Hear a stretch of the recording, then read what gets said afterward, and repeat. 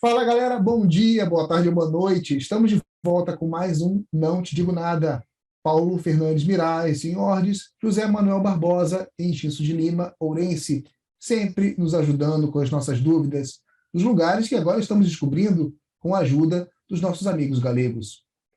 A dúvida ortográfica começa com N com tiozinho, que eu não sei como é que se fala, e o dígrafo NH, como em Udinha, Banhos de Molgas, Castrelo de Minho. Professor Paulo. Ben, pois repetimos a lición de xa non sei quanto há, porque levamos xa tanto feito aquí, xa uns poucos capítulos. Pois repetimos o que xa tínhamos comentado há uns cuantos capítulos, utilizamos NH, o dígrafo, ou utilizamos o ñ de España. Pois é obvio que debemos utilizar o dígrafo común a todos os que falan a nosa lingua e escreven a nosa lingua. Neste caso, estamos ante o dígrafo NH, que aparecería pois neses topónimos, como ben comentabas, no caso de Godiña, Baños de Molgas ou Castrelo do Miño, que, como podemos ver xa, o Miño é atravesarmos a fronteira, a un lado está escrito con NH, e logo a outra parte non pon Galiza, pon España, entón xa pon Miño con ñ, xa non é a mesma, nin o mesmo lugar, nin a mesma lingua, parece ser. Pasas, das uns pasos, atravesas o río, que é o mesmo río para todos, e parece ser que misteriosamente mudamos de lingua e de lugar. Entón, sería NH, e na norma internacional ñ para a norma isolacionista. E nada máis, damoslle paso ao Barbosa aí para que complete. Agora, aqui, só uma dúvida, Paulo, antes de a gente passar para o Barbosa. No caso, Godinha, é Godinha ou Godinha? É Agodinha ou somente Godinha? Também tem essa questão que a gente falou no programa passado, né?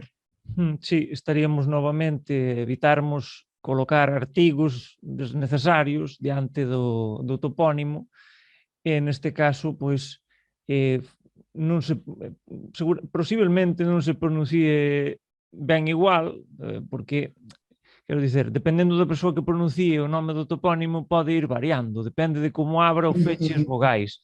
Entón, se cerra máis, se a vogal está máis fechada, sería Gudiña, e se abre máis, sería Godiña. Entón, Gudiña ou Godiña, depende de quen pronuncie, pois pode ser dunha forma ou doutra. Mas neste caso, a escolla que fixeron desde a GAL para este topónimo é con O. Entón, sería Godiña, sen artigo diante, e con NH. Maravilha. Professor José Manuel Barbosa, agora os significados dessa palavra, por favor. Ok, eu antes de ser o significado quería completar unha cosa do Paulo, que era o Miño no sur con NH, no norte con ñ, e eu o que acredito é que nesta altura histórica o río Letes, o río do esquecimento, non é o río Limia, é o río Miño, porque pasamos o río Miño para o norte e nos esquecemos de todo. Ese era o que quería comentar a respecto da lingua, por menos. E outras cousas tamén. Sim. Mas agora centrándonos no nome, o nome de Agodiña, eu penso que ten razón Paulo en ser con O, Agodiña, porque a súa etimoloxía así parece dizer que é, non? Fálanos de algún tipo de poboamento godo. Godiña é o lugar de godos, non? Mas non sería tanto de época inmediatamente posterior á anexión da Galaxia por parte do Reino de Toledo, quanto a xente chegada da Hispania visigoda, escapando das invasores musulmanas, probablemente, a territorios onde seguramente estaban libres de invasión musulmana e onde podían sentirse máis acollidos polo seu cristianismo, non? E non tanto perseguidos polo Islam, como aconteceu en algún momento inmediatamente depois da chegada dos primeiros invasores ao sul da Península Ibérica, non? Entón, tal vez acontecese que houvese fuxida de xente da Hispania goda para a Galaxia, buscando un refuxio, e ali encontrase certo refuxio nun lugar que ficou con o nome de Godinia, precisamente porque era un lugar de godos. non? Ujú. A respecto de Baños de Molgas, dizer que inicialmente este topónimo é un topónimo máis ou menos máis moderno do que pensamos, non? Inicialmente era unha pousada que estaba situada nun lugar dunha vía romana. A vía romana era a vía que ia, falamos antes da vía da Sanove, da vía Antonina, que ia desde Braga a Astorga, e este lugar chamábase Salientibus, quer dizer, o lugar de aquis salientibus, o lugar das aguas que saltan. Ben, pois aguas que saltan porque eran aguas medicinais, aguas onde ían os romanos habitualmente, ou as persoas con costumes romanos, se non digo romanos, persoas con costumes romanos, que mesmo podían ser galegos ou galaicos, e que ian ali a tomar uns baños de agua que eran entendidos primeiro pola cultura romana como salutíferos, como culturalmente bastante estendida a costume do baño, mas tamén seguramente dentro da cultura galaica como elementos de ritualización iniciática que depois pasou a ser tamén de ritualización salutífera, non? Mas inicialmente era iso. Posteriormente, como ali, houve unha vila romana, precisamente polas aguas salutíferas, pasouse a ter un nome plenamente latino, que sería Balneus Aquis Molicas, que significa os baños das aguas moles.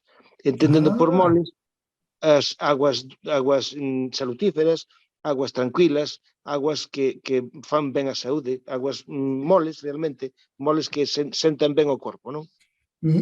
Foi basicamente o significado de Baños de Molgas, suprimindo o de aquis, o de aguas, que ficou esquecido.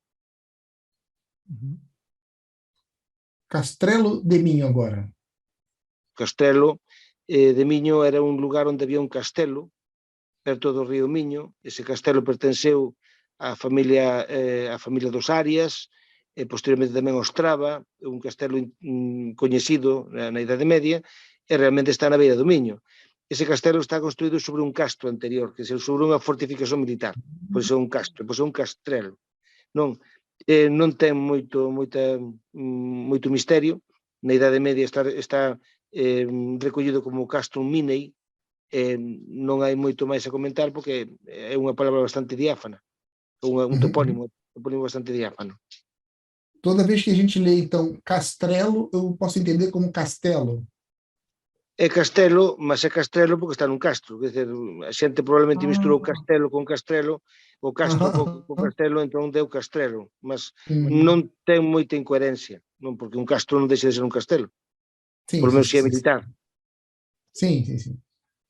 Bom, vamos agora, então, professor Paulo Fernandes Mirais, para a dúvida ortográfica entre X ou J. Tá, então, os lugares são Aperoja, Xandreja, de Queija.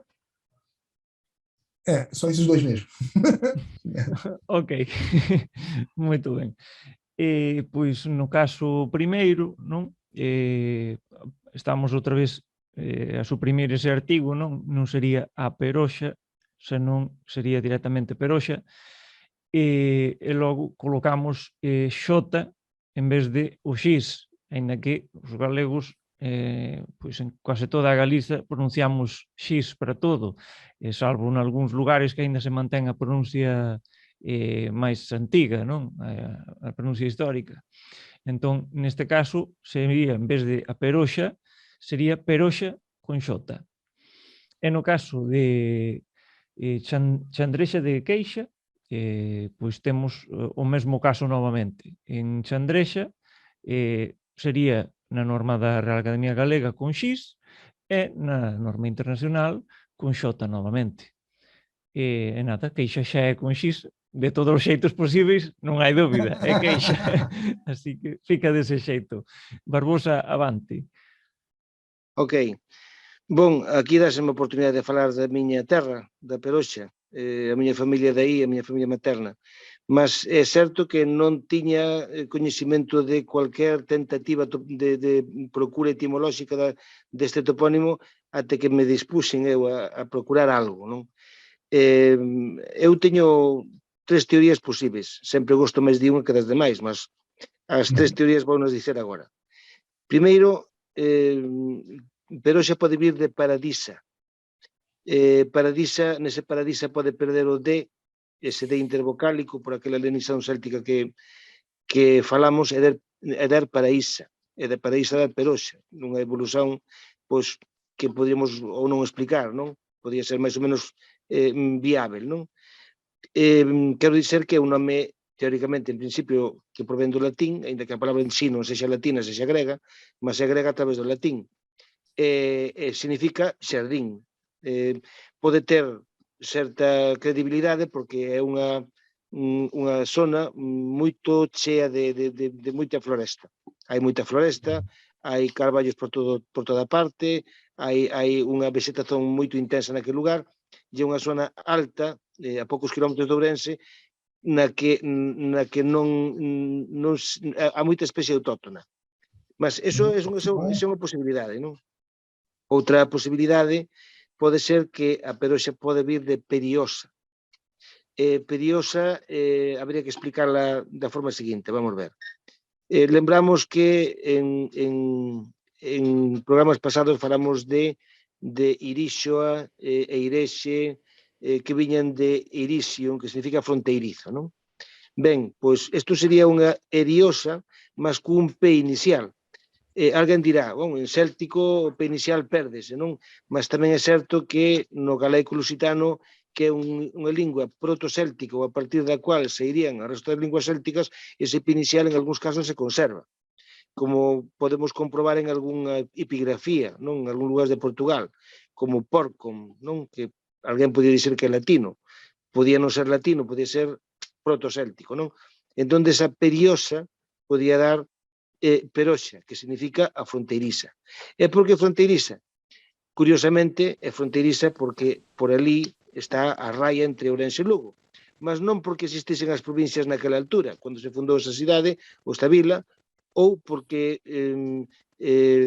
fose un lugar actualmente que nós podemos entendelo como que é fronteirizo, non, senón porque é o río que pasa entre a Peroxa e Carballedo.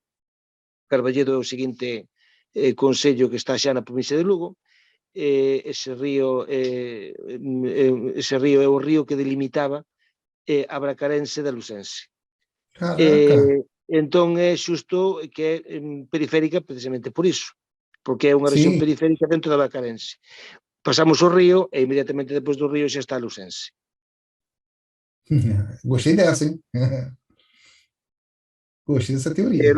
Xantese de Queixa, aí xa me tive que esforzar un pouquiño, porque si é un nome complicado, un nome que tamén procurei bibliografía, encontrei moito pouco, entón urxe pois darlle unha explicación máis ou menos lóxica, non? O de Queixa ten sentido e ten xa explicación coñecida, non? A palabra queixa é a evolución natural e directa do nome dos ecuesios, que era un pobo que vivía nesa rexión do macizo central ourensano, non? Os ecuesios, cueixos, queixo, queixa. Entón, esa comarca é a comarca dos ecuesios. Mas Chandrexa, teóricamente, é a vila que chama atención dentro dese territorio. E Chandrexa, pois, pensamos que, como tamén era parte norte desa rexión dos ecuesios, tamén sería fronteiriza.